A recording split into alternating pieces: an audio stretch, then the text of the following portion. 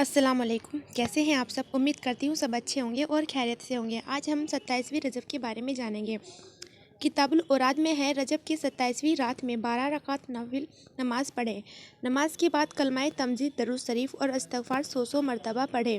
اس کے بعد سجدے میں سر رکھ کر دنیا و آخرت کی بھلائی کے لیے دعا مانگے، انشاءاللہ وہ دعائیں قبول ہوں گی۔ رجب مہینے کی 27ویں رات عبادت میں گزارے، دن میں روزہ رکھے۔ اللہ پاک اپنے فضل سے 1 سال کی عبادت کا ثواب عطا فرمائیں گے۔ لہٰذا تمام مسلمانوں کو چاہیے کہ اس مہینے کو کوئی بھی عام مہینہ نہ سمجھے، یہ مہینہ شروع ہوتے ہی عبادت میں لگ جائے، خوب عبادت کرے اور دعائیں مانگے، انشاءاللہ آپ کی ہر مراد پوری ہوگی۔ اب سب کے لیے دعائیں کرتے ہیں، اس سے پہلے آپ سب درود شریف پڑھ لیجیے۔ میں بھی ایک بار درود شریف پڑھ لیتی ہوں۔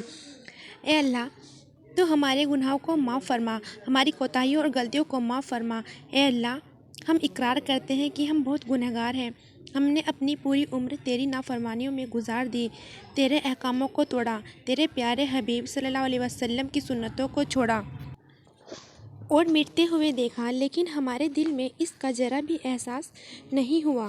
اے مولا، تو محض اپنے فضل سے، اپنے کرم سے ہمارے اس زبردست جرم کو اپنی رحمت سے معاف فرما۔ اے اللہ، تیرا جو حق ہے محض اپنے فضل سے، اپنے کرم سے معاف فرما، اور جو دوسروں کا حق ہے یعنی بندوں کے حقوق، ان کو اپنے ذمے لے لے۔ اے اللہ، تو محض اپنے فضل سے، اپنے کرم سے ہم سب کو جنت الفردوس میں جگہ عنایت فرما، اور محض اپنے فضل سے، اپنے کرم سے ہم سب کا خاتمہ ایمان پر عطا فرما، ہم سب پر جہنم کی آگ حرام فرما دینا۔ اے اللہ، تو پوری دنیا کے اندر ہدایت کو عام فرما دینا، پوری دنیا کو دین کی خدمت کے لیے قبول فرما۔ اے اللہ، جو لوگ تیرے دین کے بارے میں روڑے بنے ہوئے ہیں اور تیری طرف سے ہدایت ان کی قسمت میں نہیں، ایسے لوگوں کو تو جلد سے جلد چھانٹ کر ہلاک اور ختم فرما، اور ان کو دنیا سے نیست نابود فرما۔ اے اللہ، تو دینی ہواؤں کو پورے عالم میں چلا دے اور بددین ہواؤں کے دروازے کو بند فرما۔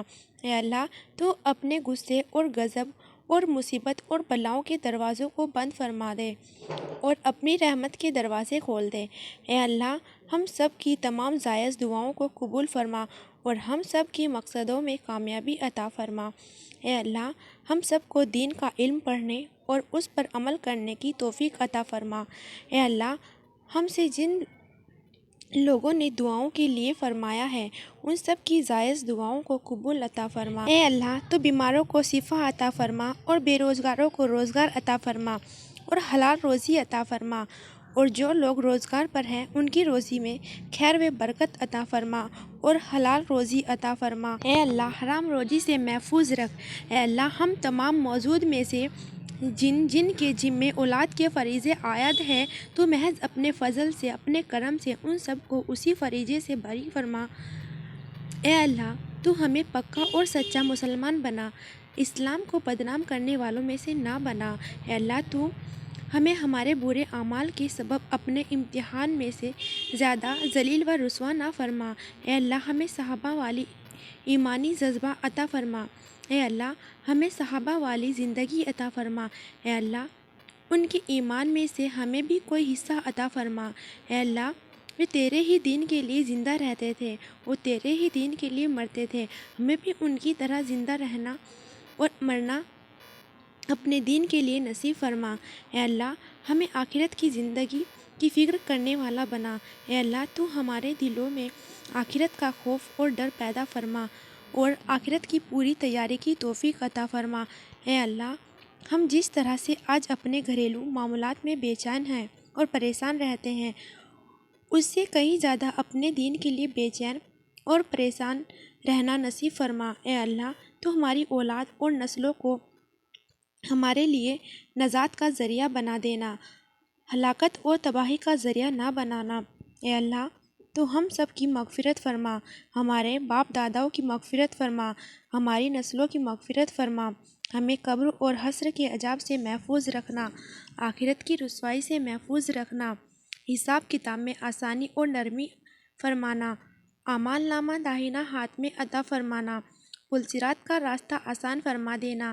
اے اللہ، مرتے وقت ہمیں شیطان طرح طرح سے بہکائے گا، نہ جانے ہمارے دلوں میں کیا کیا خیال پیدا کرے گا، اور ہمیں ایمان سے ہٹانے کی اپنی پوری ممکن کوشش کرے گا۔